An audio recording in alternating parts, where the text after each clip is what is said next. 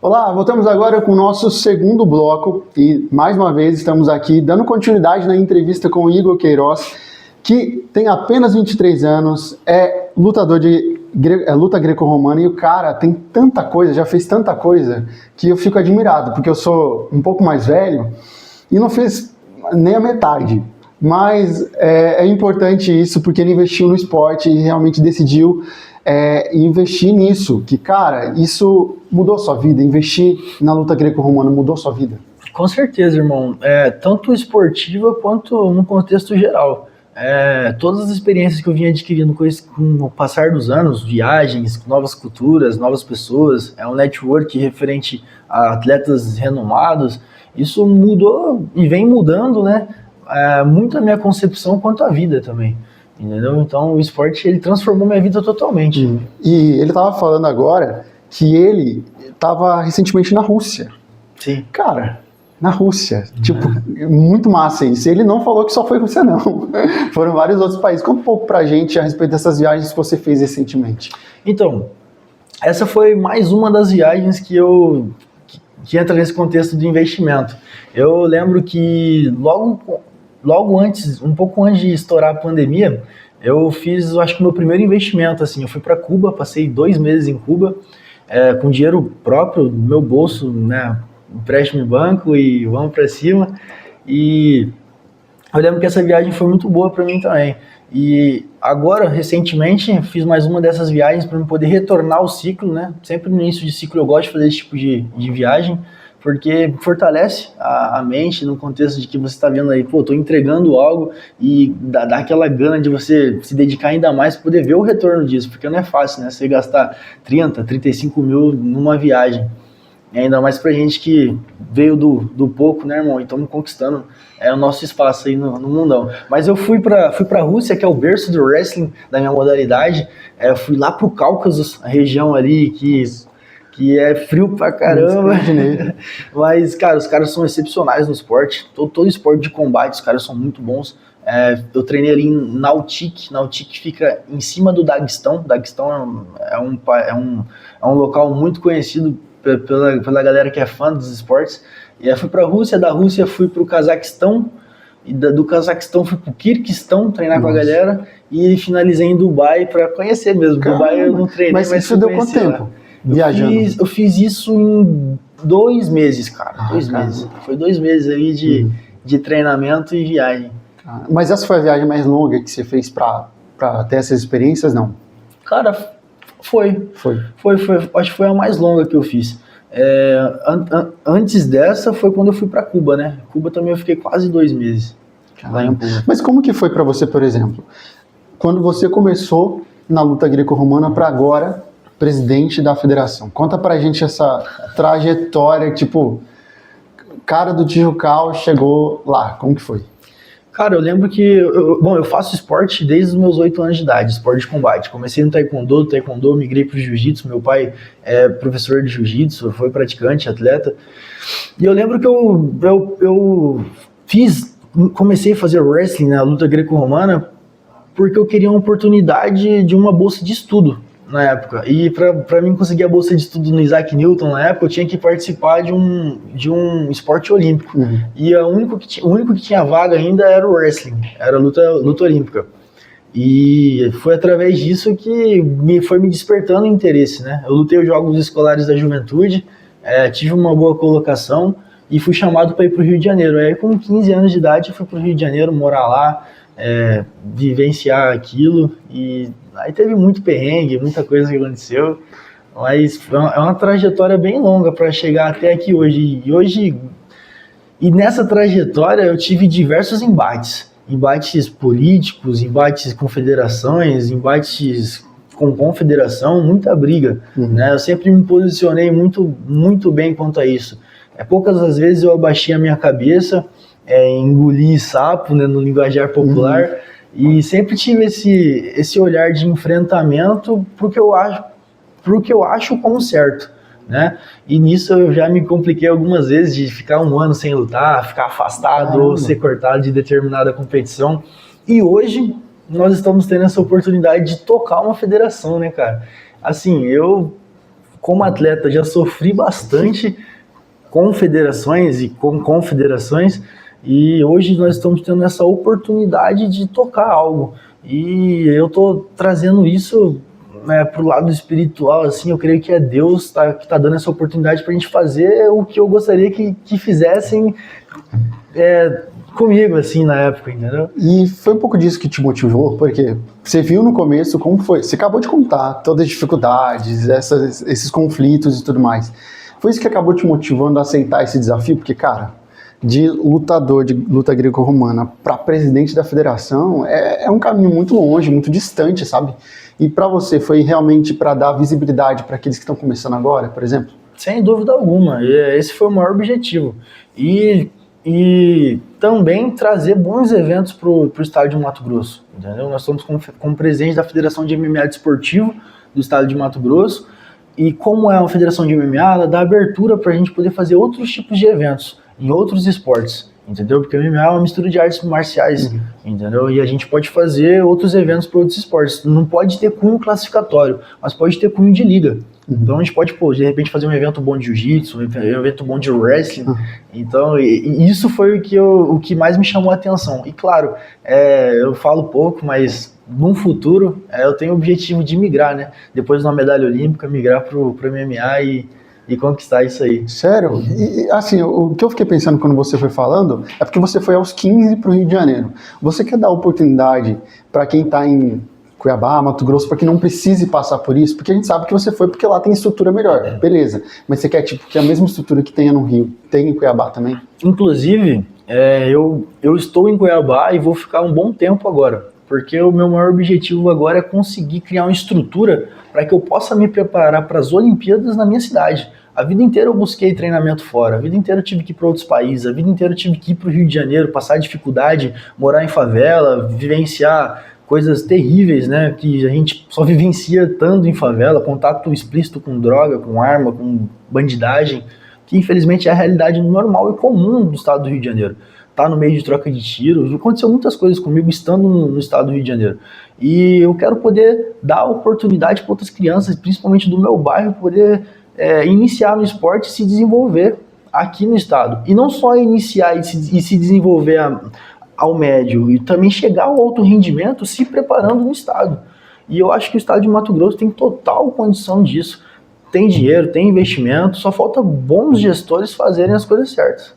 Entendeu? Inclusive, acabou que eu não falei, nós compramos um terreno lá no bairro Tijucal, que é onde eu nasci e sou criado, e nós vamos criar lá o Instituto Igor Queiroz, e dentro desse instituto nós vamos atender a criançada da região, a ideia de toda Cuiabá, com vários esportes. Vai ter MMA, vai ter jiu-jitsu, vai ter wrestling, vai ter uma academia de musculação lá, nós estamos decidindo ainda se vai ser musculação, vai ser um crossfit para a galera se preparar, mas o principal, na parte de cima nós vamos ter aula de inglês e espanhol, nós vamos ter reforço para a criançada. Eu estou fechando uma parceria com um grande amigo meu, o Danilo, ele trabalha com RH, então o nosso sonho é que a criança ou jovem, quando ele completa seus 18 anos, a gente vê que ele não tem muita desenvoltura para ser do alto rendimento, para que a gente possa encaminhar ele para o mercado de trabalho, entendeu? Porque o intuito de projeto social, o intuito nosso, não é só formar atletas, formar bons cidadãos, entendeu?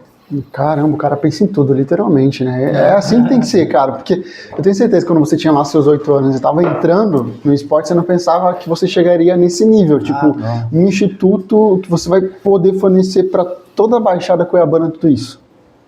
Cara, isso eu sempre sonhei em participar de algo assim. Eu sou fruto de projeto social. No Rio de Janeiro, para mim conseguir treinar com a galera lá na Marinha, eu fui do Profesp, Programa Forças no Esporte. É um projeto que faz captação de pessoas em vulnerabilidade social, geralmente de alguma comunidade, traz para o âmbito da Marinha e ali você passa por todos os esportes. E aí você vai vendo, né? Pô, aquele ali é maior, tem mais desenvoltura para nadar, né? Aquele ali, pô, mais baixinho, mais trompudo, tem gana para lutar, e vai direcionando o atleta. Eu participei disso e isso foi um diferencial na minha vida, na minha carreira. Cara, isso é muito bom. Literalmente, Mato Grosso precisa de pessoas assim, que, independente da dificuldade, porque, cara, isso dá muito trabalho. Tudo isso que você está fazendo dá muito trabalho. Mas continuar fazendo, né? Porque tem pouca gente que faz isso. Porque a gente vê, e até quero que você fale um pouco sobre isso.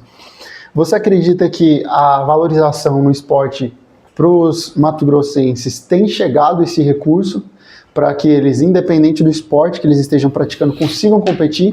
Ou você ainda acredita que existe um desfalque, que precisava valorizar mais, tanto de recurso quanto de oportunidade também? Com certeza. Eu sou bem novo, mas eu vou falar assim, na minha época.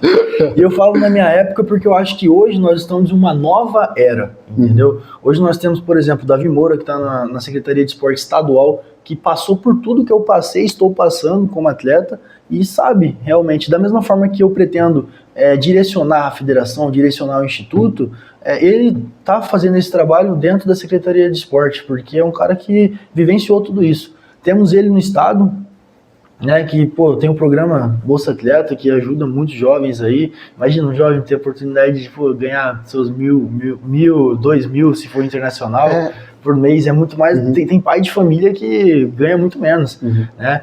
E temos no município também. Então, um trabalho excepcional no município que inclusive, né, tá o Jefferson Neves, que já foi do estado, e como adjunto tá o Pablo Queiroz, que é meu pai. Que legal, cara. Meu pai tá como adjunto do esporte. Então, cara, a ideia é juntar o município com o estado e transformar o esporte em Mato Grosso. O governador Mauro Mendes tem a visão pro esporte. A gente pode ver que ele está desenvolvendo diversos projetos com direcionamento para o esporte, e eu sei que o Abílio, né, na prefeitura também tem. Você vê o Abílio em tudo quanto é evento. Sempre a gente vê vídeo dele lutando capoeira. Sim, capoeira, o que colocar, ele vai lá, ele participa, ele gosta disso, ele foi atleta, e assim, nosso contato também é próximo, e eu sei o quanto ele quer ver evento no estado, em Cuiabá.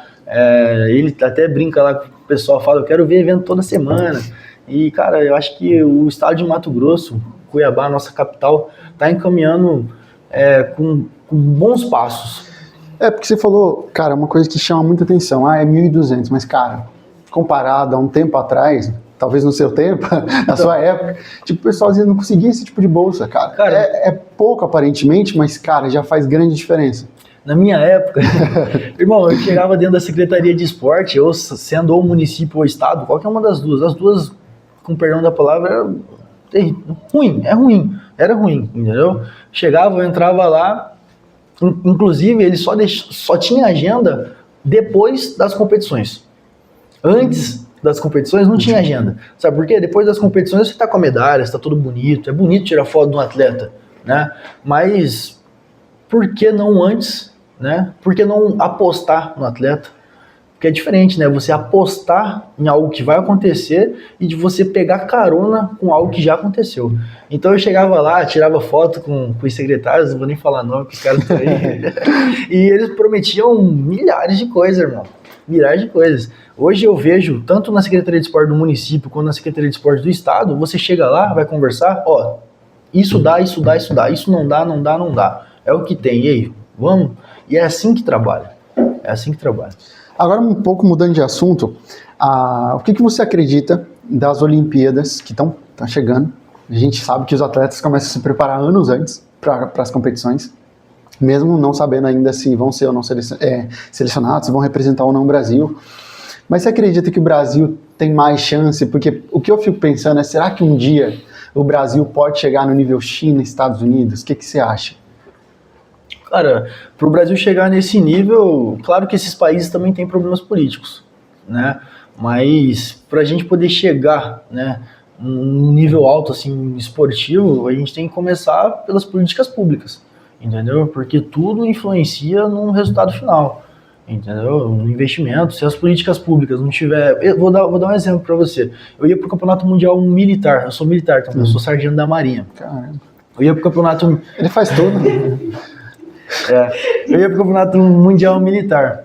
E infelizmente, de última hora, cortou a verba. Mas não foi culpa das Forças Armadas. Infelizmente, o governo federal teve que cortar verba por falta, né, de dinheiro lá, né, por diversos rombos que estão acontecendo e, infelizmente, o primeiro corte vai aonde? Vai na defesa.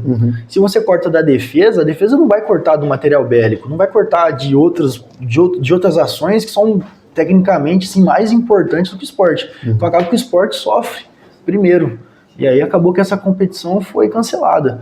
Mas você consegue entender que o problema tá nas políticas públicas, tá em quem está direcionando o nosso país e influencia nós, que somos futuros ídolos para uma nação, entendeu? Então é isso, irmão. Não, é exatamente isso. Tudo acaba voltando para a política pública, é inevitável. Mas agora, para a gente poder encerrar, qual mensagem você daria para você que começou aos 8, para aquela criança que começou aos 8, depois foi aos 15 no Rio de Janeiro, ela está com 23 anos, tá aí na federação, à frente da federação, cara, o que você falaria para essa pessoa que está começando, para essa pessoa que às vezes está desmotivada por falta de incentivo, para essa pessoa que quer muito o esporte, mas sabe que vai ser tão difícil esse caminho? Continua, desiste? O que você falaria? Cara, eu particularmente, sou um cara muito privilegiado. Eu tive a coisa mais importante na minha vida, que é o apoio da minha família. E eu não digo apoio financeiro, é o apoio com conselhos. O meu pai, ele sempre me ensinou a sonhar. Então, assim, hoje, olhando para os jovens, eu posso dizer, cara, sonhe, visualize, entendeu? Sonhe alto, porque a mesma dificuldade de você sonhar alto ou baixo é o que todo mundo fala, é a mesma dificuldade, entendeu? Então, se você sonhar lá em cima, né, e você errar para pouco, você vai errar para pouco, mas você vai estar em cima. Só que se você sonhar aqui embaixo e errar para pouco, você vai estar aqui embaixo, entendeu? Então é bom sonhar alto e, se dedique, não esqueça de estudar, porque os estudos são importantes. A vida de atleta, ela passa, então você tem que se preocupar com o seu futuro, entendeu? Você vai, pratica o esporte, conquista suas coisas, mas veja que existe uma vida após o esporte. Cara, só busque sonhar, busque visualizar e que as coisas vão acontecer. E trabalhe duro. É isso, então. A mensagem é essa: sonhe. Sonhe, independente de tudo, sonhe, continue a sonhar. A gente quer muito agradecer, Igor, por você ter aceito o nosso convite, de conversado um pouco com a gente nesse bate-papo, porque é muito importante a gente valorizar os esportistas que são aqui, de Mato Grosso, e valorizar aqueles que realmente estão fazendo algo e mostrando para aquelas crianças que sim, pode sonhar, é possível você sair dos 8 anos, ir para o Rio de Janeiro às 15, depois voltar para o seu estado, estar à frente da federação, conhecer outros países. É possível, irmão. Eu vim do Tijucal. Eu deixo lá certinho no meu link lá, do Tijucal para o mundo. Que legal. Do Tijucal eu já conheci 36 países. 36, cara. Quem diria, né? Uhum. E minha família é uma família humilde. Então, sonhe, visualize, porque se Deus te deixa visualizar, se Deus deixa você, ao menos, imaginar algo, é porque você tem condições de conquistar. Perfeito. Pessoal, a gente quer agradecer pela sua atenção, por ter acompanhado mais esse episódio do nosso podcast, videocast. E, claro, a gente não pode deixar de dizer para você se inscrever no nosso canal e continuar assistindo os outros episódios. Mais uma vez, muito obrigado pela sua participação aqui com a gente. Eu que agradeço, irmão. Tamo junto. Valeu, até mais, gente.